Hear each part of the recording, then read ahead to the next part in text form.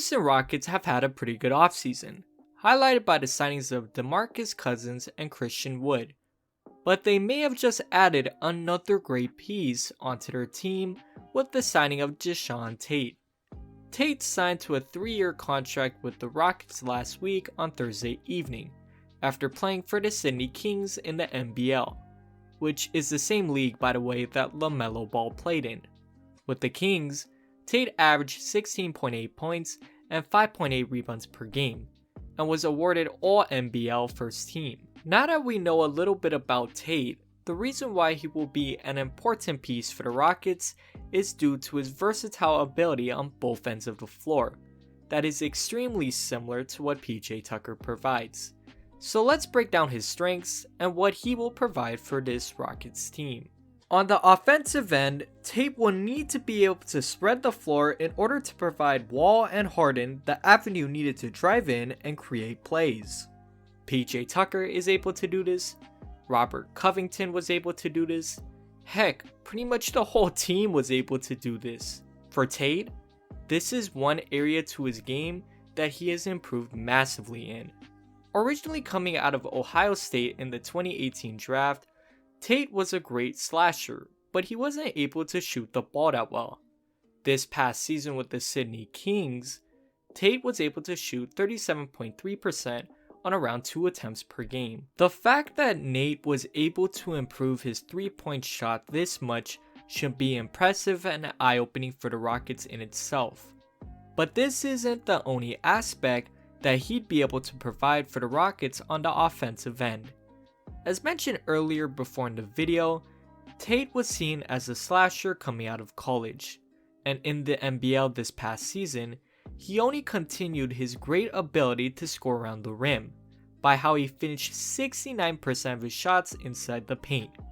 The reason why I believe that this is going to be extremely important for the Rockets' flow of the offense is due to how Tate, unlike most of the Rockets' wings, is going to make defenses wary of both him being able to drive in and shoot the 3.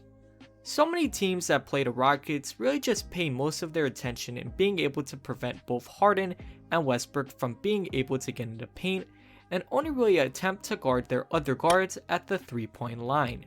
Having a player such as Tate is going to make the defense extremely alert. Despite Tate not having the best handle needed for a guard in the NBA, his ability in finishing at the rim and being able to spread the floor is going to fit in exactly with this Rockets team. Now, there's 2 ends to basketball, and trading away Robert Covington really hurts this Rockets team.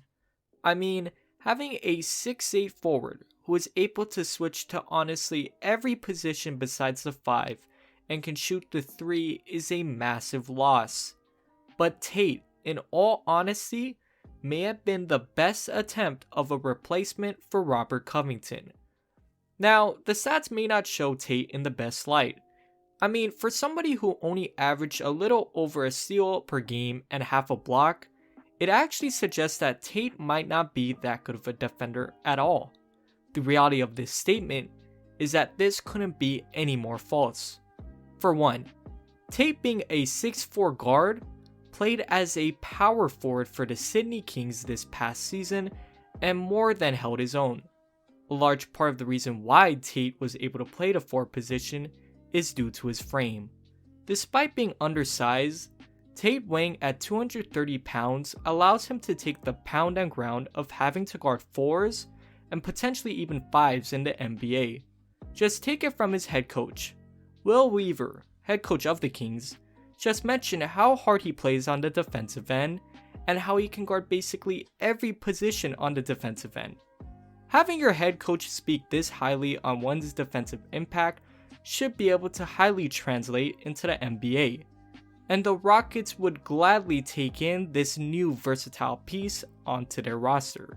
Now, I already know there's some people that are saying that Tate will have a minimal role, but the fact of the matter is that the Rockets signed Tate with a part of their mid-level exception, and no team in the NBA, especially a playoff team like the Rockets, is going to sign a player with their mid-level exception and only play him marginal minutes.